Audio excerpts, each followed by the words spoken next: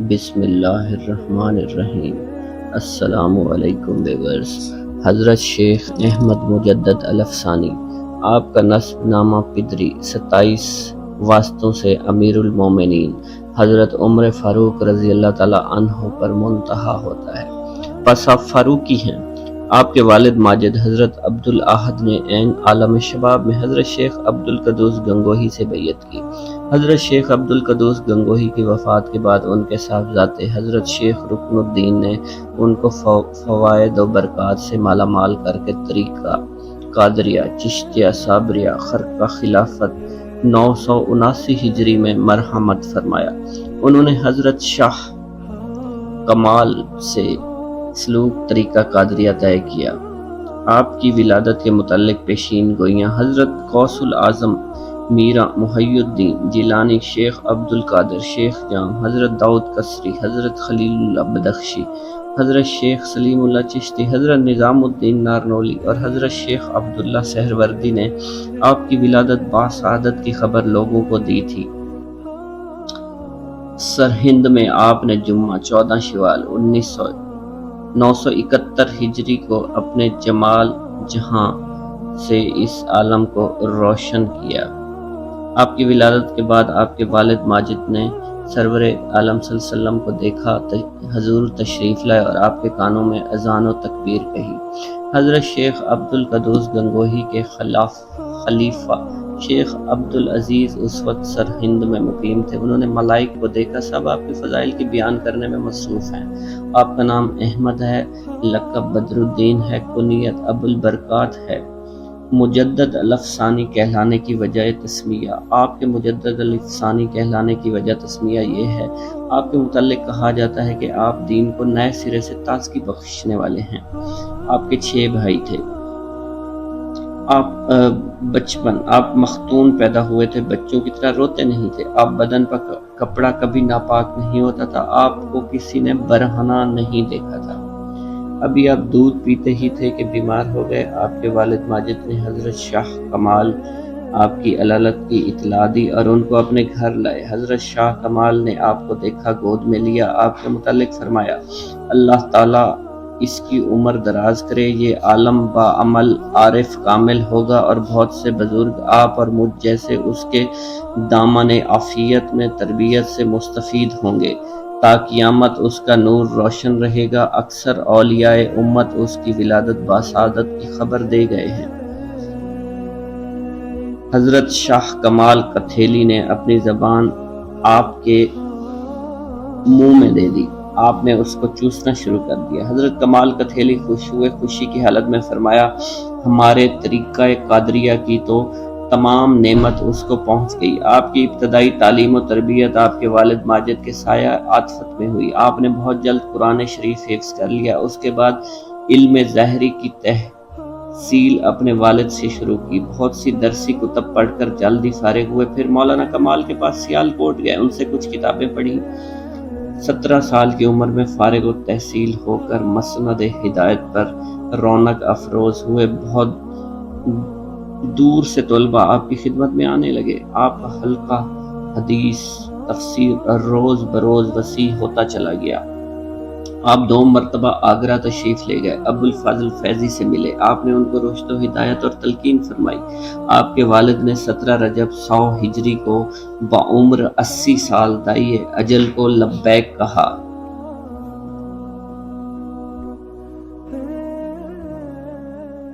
کچھ دن دہلی میں قیام فرما کر آپ سرہند واپس تشریف لائے اور سرگرم حلقہ ذکر و فکر ہوئے۔ سرہند آپ نے اپنا مرکز رشد و ہدایت بنایا اور تعلیم و تلقین اور طالبان کی تربیت میں ہمتاً مشغول ہو گئے۔ سلاطین کے تعلقات: اکبر کے دینی عقائد سے آپ کو بنیادی اختلاف تھا۔ جہانگیر کو آپ کا بڑھتا ہوا اقتدار اور اثر پسند نہ آتا تھا۔ آپ کے خلیفہ بدیع الدین کے حلقہ ارادت میں بہت سے امرائے سلطانی داخل ہو گئے تھے۔ خان خانہ، سید صدر جہاں، خان اعظم، محبت خان، تربت خان، اسلام خان وغیرہ ان کے حلقہ بگوش تھے۔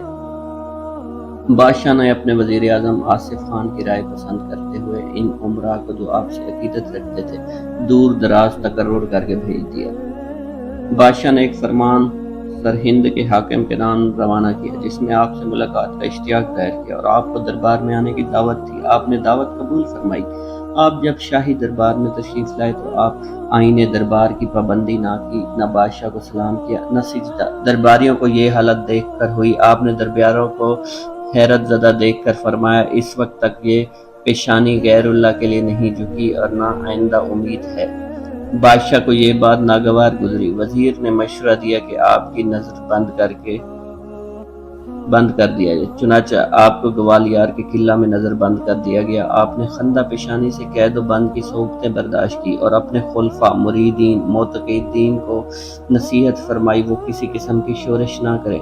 آخر بادشاہ نے آپ کی رہائی کا حکم دیا۔ آپ سرہند تشریف لے گئے۔ آپ کے 7 لڑکے اور 3 لڑکیاں شادی کے بعد پیدا ہوئے۔ آپ 28 صفر 1034 ہجری کو جوار رحمت میں داخل ہوئے۔ مزار فیض اثار سرہند میں مرجع خاص و عام ہے۔ آپ کے صاحبزادے حضرت خواجہ محمد معصوم آپ کے سجادہ نشین ہیں۔ آپ جامع علوم شریعت و طریقت تھے۔ آپ نے وقائق علیہ وعدات مرضیہ اور احوال شریفہ حاصل کیا۔ آپ کو نسبت مرادیت و محبوبیت حاصل تھی۔ آپ سنت رسول صلی اللہ علیہ وسلم کے پابند تھے۔ ترک و تجرید، عبادت، مجاہدہ، صبر و شکر، علم، تواضع، زہد، توکل، قناعت، تسلیم و رضا میں یگانہ اثر تھے۔ نعمت حاصل ہونے پر شکر اور تکلیف پہنچنے پر صبر کرتے تھے۔ آدھی رات کو بیدار ہوتے نماز تہجد باقاعدگی سے پڑھتے تھے۔ آپ ایک بہت بڑے عالم تھے۔ آپ نے بہت سی کتابیں تصنیف کی۔ آپ تعلیم دین کو تلقین سلوک کے مقابلہ میں بہتر سمجھتے تھے۔ نبوت کو ولایت سے افضل جانتے تھے۔ تمام اولیاء پر اصحابہ کبار کو فضیلت دیتے۔ طریقہ نقش بندیہ کو اور طریقہ پر فوقیت دیتے تھے۔ صاحب کو سکر سے بہتر سمجھتے تھے۔ ذکر جوہر کو خلافت ادب سمجھتے تھے۔ چلہ کشی آپ کے نزدیک بے ضرورت اور خلاف سنت ہے۔ آپ قبروں کو سجدہ کرنا ناجائز سمجھتے تھے اور قبروں کا طواف کرنا، بوسہ دینا آپ کے نزدیک مکروہ عمل تھا۔ زیارت قبور کو مستحسن، اولیاء اللہ سے مدد چاہنے کو درست اور ایصال ثواب عبادات مالی اور بدنی کو جائز قرار دیتے تھے۔ سماع، رقص، سندل اور چراغاں عرس کو منع فرماتے تھے۔ حقیقت سے مراد شریعت کی حقیقت ہے، نہ یہ کہ حقیقت شریعت سے جدا ہے۔ طریقت سے مراد وہ راستہ ہے جو شریعت کی حقیقت تک پہنچنے والا ہے، نہ کہ شریعت اور حقیقت سے کوئی الگ امر ہے۔ بس شریعت کی حقیقت تک پہنچنے سے پہلے صرف شریعت کی صورت حاصل ہوتی ہے۔ شریعت کی حقیقت تب معلوم ہوتی ہے جب نفس اطمینان کے مقام پر پہنچ جائے اور درجہ ولایت حاصل کر لے۔ نفس کے ولایت اور اطمینان کے درجے تک پہنچنے سے پہلے ایمان کی صورت حاصل ہوتی ہے اور اطمینان حاصل ہونے کے بعد ایمان کی عقیدت حاصل ہوتی ہے۔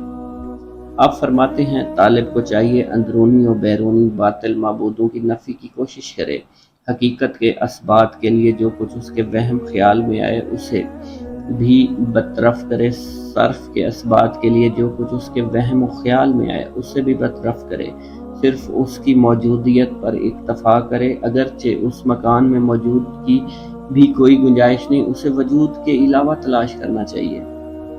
ترک دنیا، آپ فرماتے ہیں سعادت مند وہ آدمی ہے جس کا دل دنیا سے سرد ہو گیا اور حق سبحانہ کی محبت کی گرمی سے گرم ہو گیا۔ دنیا کی محبت تمام کی جڑ ہے اور اس کا ترک کرنا تمام عبادتوں کا سردار۔